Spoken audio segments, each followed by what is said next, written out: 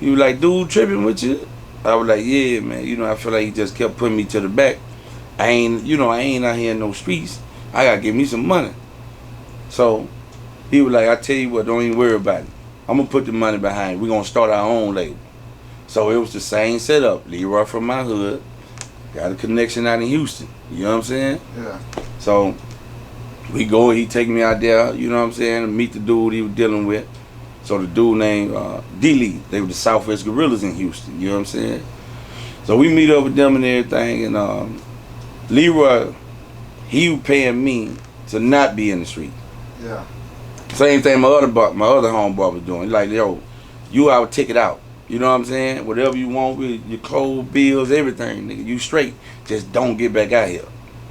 Just do music. So I'm like, all right, bet.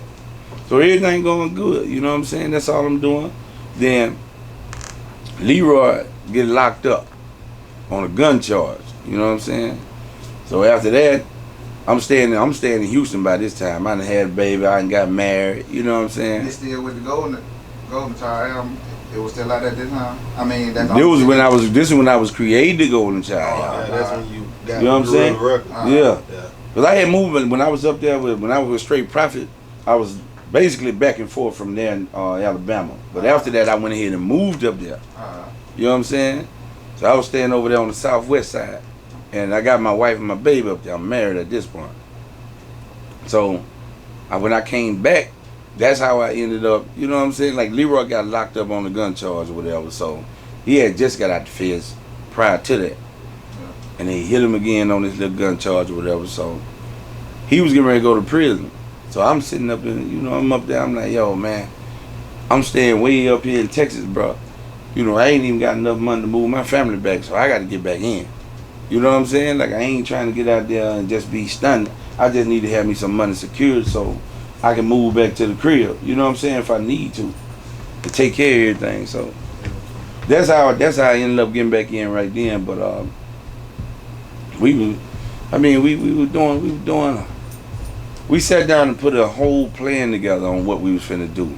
Like all that stuff. We like, yo, man, we finna make everybody look like stars. You know what I'm saying? We finna put Invisible Set, Princess Cuts, and everybody mouth. Like, you know, y'all know we were first ones, some of the first ones with that. Yeah. I think y'all was. Yeah, like when nobody in the city with it. There was a few dudes in Texas who had it at this point. You know what I'm saying? In Houston. Who did that down at that time? There was a dude named Manish. Yeah. See, Johnny was up in there too. He was in the same section at Sharpstown Mall. You know what I'm saying? But the dude here, he was in the vault. He was the one who was the man at the time. So that's what we were dealing with. So we like, yo, we finna put diamonds in everybody's mouth. Finna buy brand new cars. We finna red them to the floor. Everything red. Them niggas finna have to see us. You know what I'm saying? Chain too, then. Yeah, but then we get the gorilla chains. Everybody got gorilla chain, gorilla tattoo. Like it was, you know what I'm saying? Like it was for real. So and the whole promotion strategy though. That was the promotion strategy. We finna put it in your face. We finna pull up. We finna stunt to the top. We finna stunt our way to the top. You think that it made people gravitate to your music? Just to see you stunting and really doing it, what you rapping about? Yeah, cause the way, like, you know, when we came through, like, you could not see us. You know what I'm saying? Like, you could not notice that, like, these wasn't no old school cars. Nobody just put no can of paint on.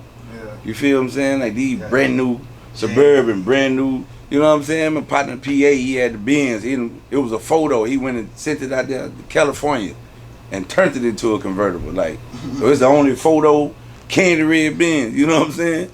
So y'all did the red for the blood guy? No, just red. It's just gorilla. Just red is a color that's demanding. Yeah. It's my favorite color anyway.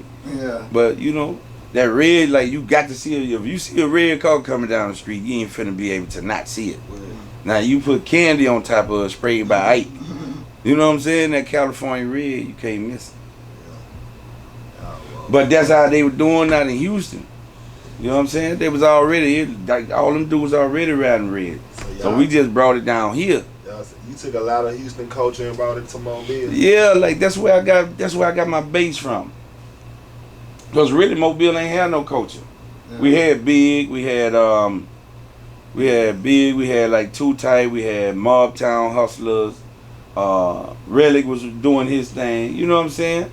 So we had guys that were doing it, but nobody had really done it.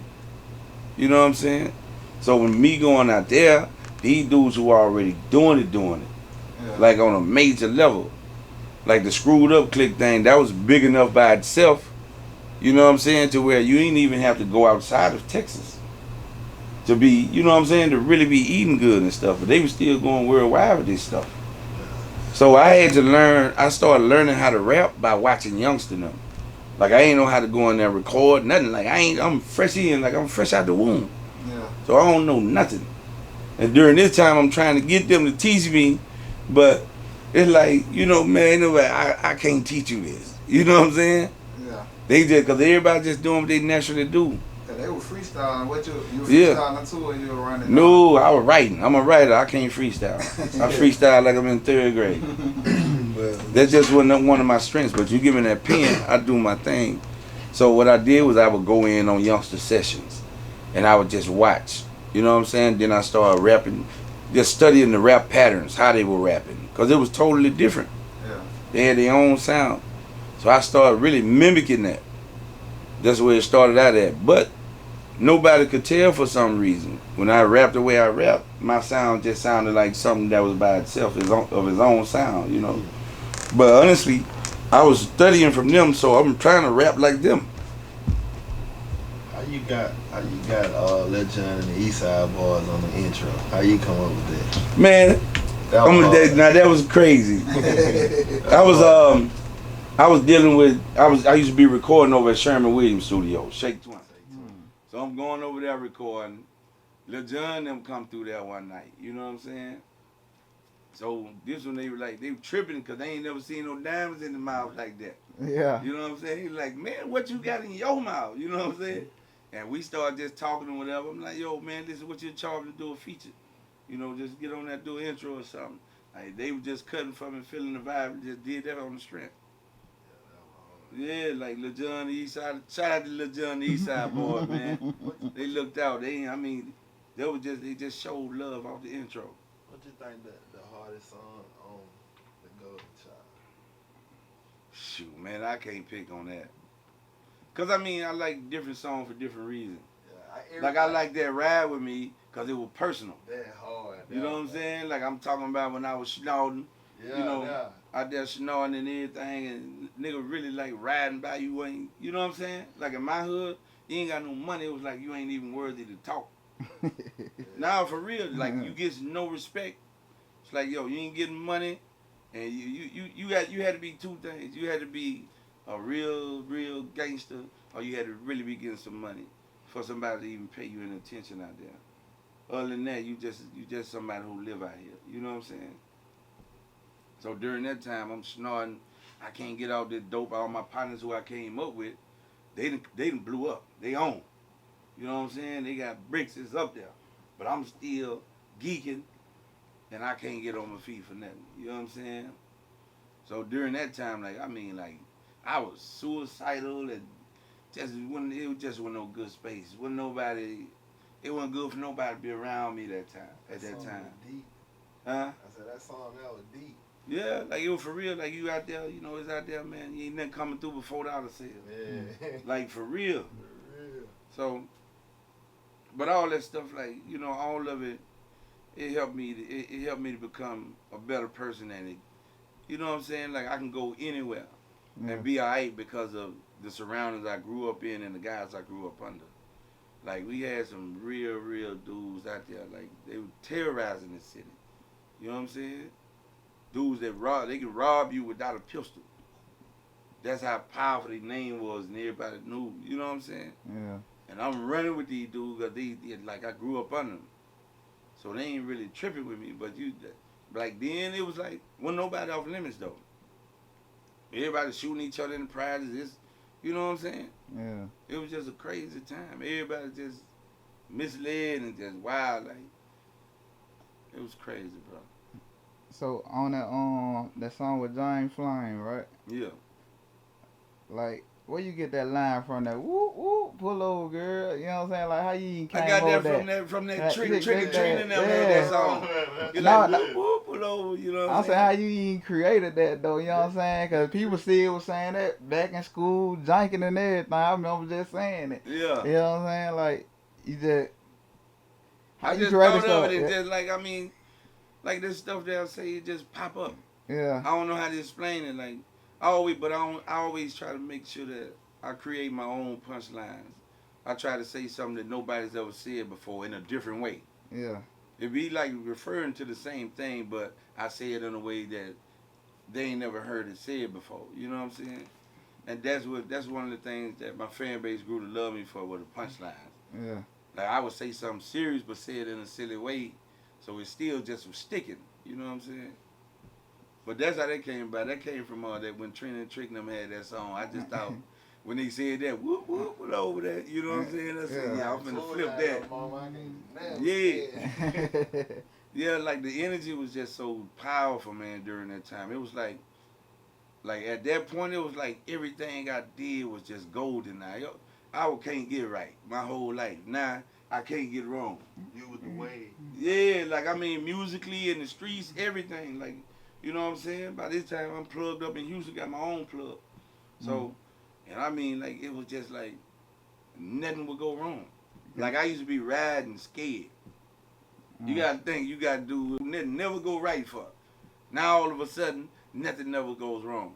It's a scary space to be in at that point. You know what I'm saying? Trying to understand what's happening. But at the same time, I'm loving every minute of it. You know what I'm saying? Everybody who done turned me down, all the girls done turned me down when I'm pulling up now. Now watch that little mama. Don't sweat me now. So that's where that came from. Yeah, like that. Yeah, that song. Like most of my music come from a real space. I make music for the space I'm in. Be honest with who I am at that point. You know, and that's where that came from. And even the Fat Like the Girl baby- song, and even the girl. No, Fat Girl Get Lonely too. That's another thing. See what I'm saying? Like me being silly. I just made that song being silly. Yeah. That's it. Like it wasn't no relevance to it. During that time, I hadn't even never hit no fat girl. You know what I'm saying? Yeah. The first time I hit a fat girl was up in Texas. I was in Texas with youngsters and them, and they hadn't grabbed all the bad ones, and I was stuck with the big girl. You know what I'm saying? I say, man, they ain't never hit no big girl. I'm finna see what they hit like tonight. Yeah. So it was I mean, shoot, it was up though. And then, But I mean, go on finish. it was just that was just me, just a part of my personality, me being silly again. You know, I couldn't believe people actually liked the song. Yeah. I'm like, man, it's crazy. Right? It was a joke. Like you listen to some of the skits, I'm on there talking crazy.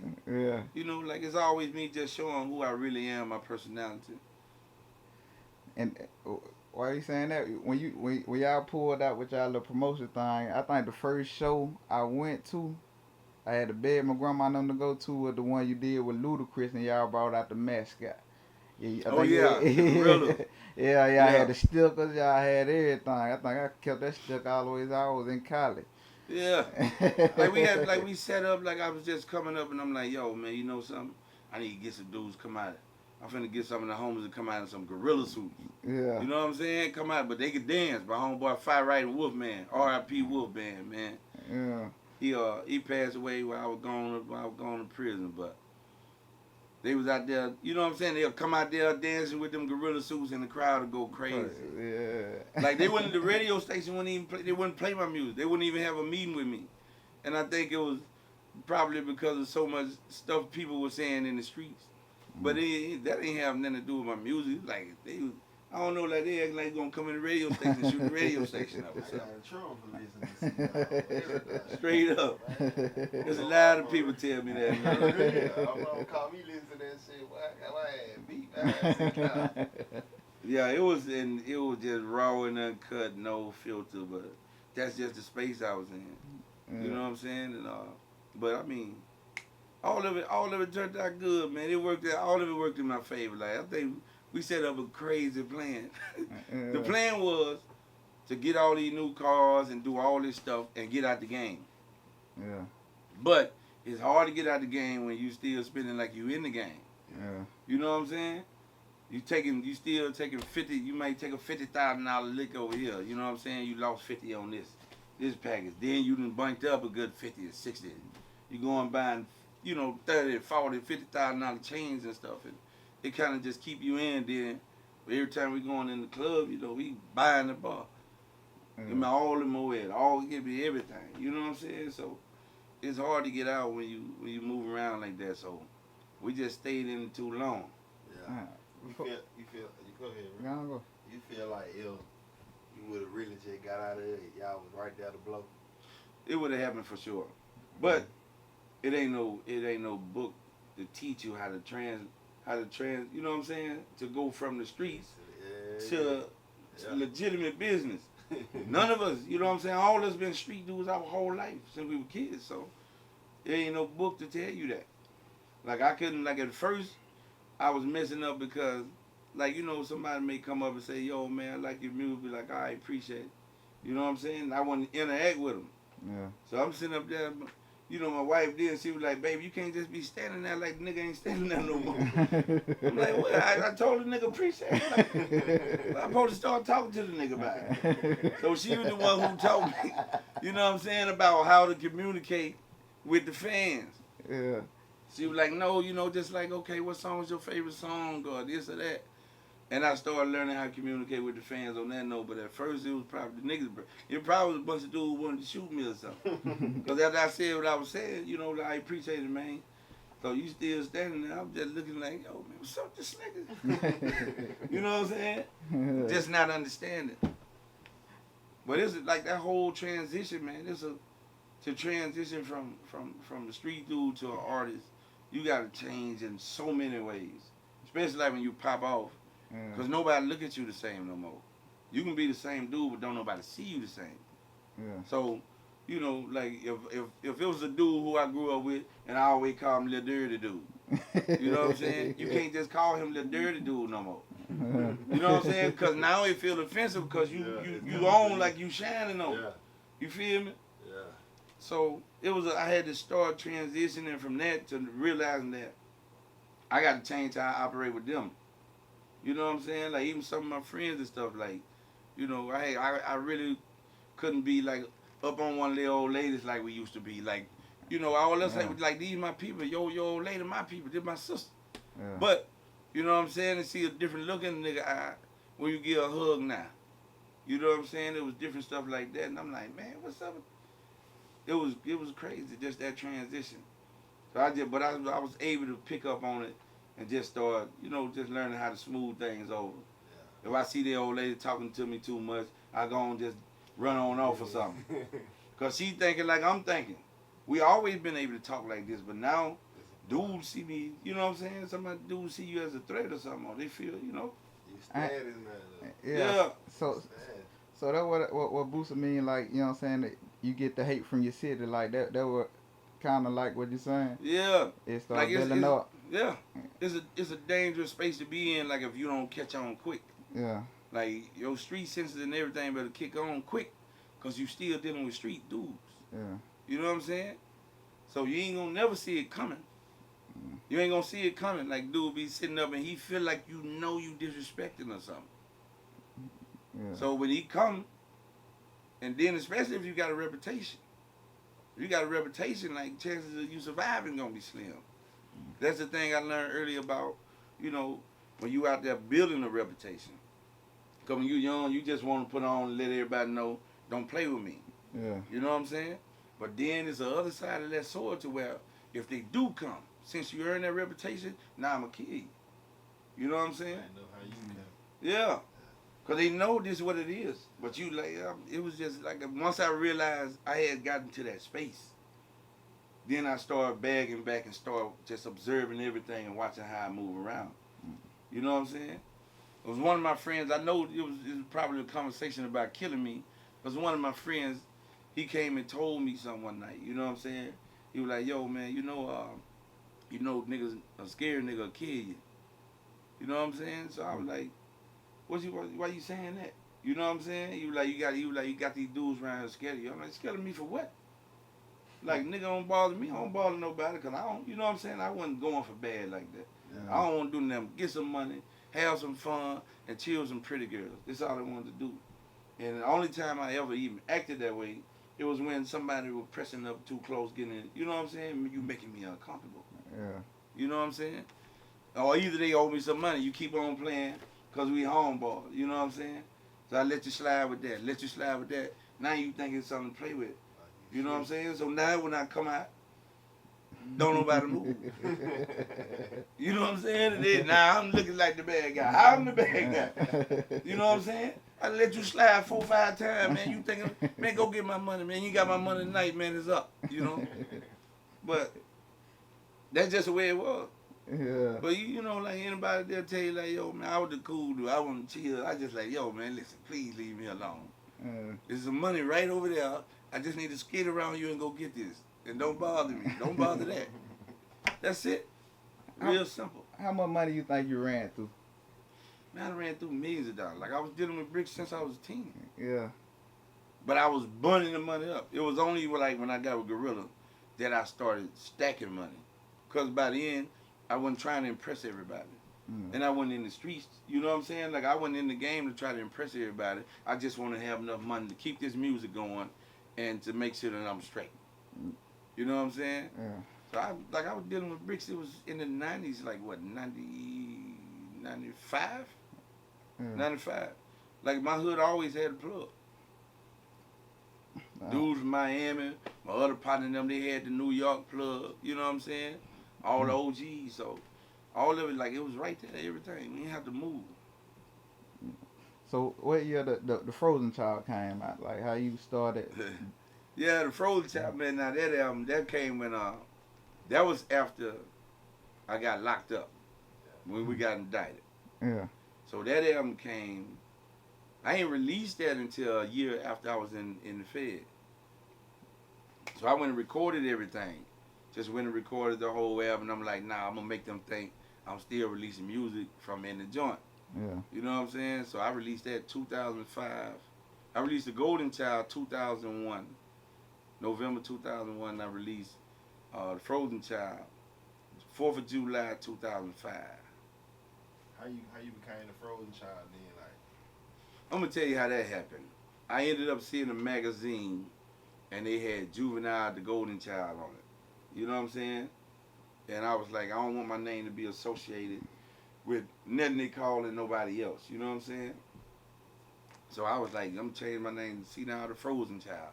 Like everything I do be cold. We iced up it. You know what I'm saying? Everything I say be cold. So I'm the Frozen Child, you know? And that's how that name came about. I just seen an article, and I know he probably didn't, it was just something they probably were calling him. Yeah. You know what I'm saying? So me and Juvie linked up too, and then we did the song. Yeah. We did the You Know Me remix, like, you know what I'm saying? Juvie cool dude. On that album, now who I was on now? Juve was on that album.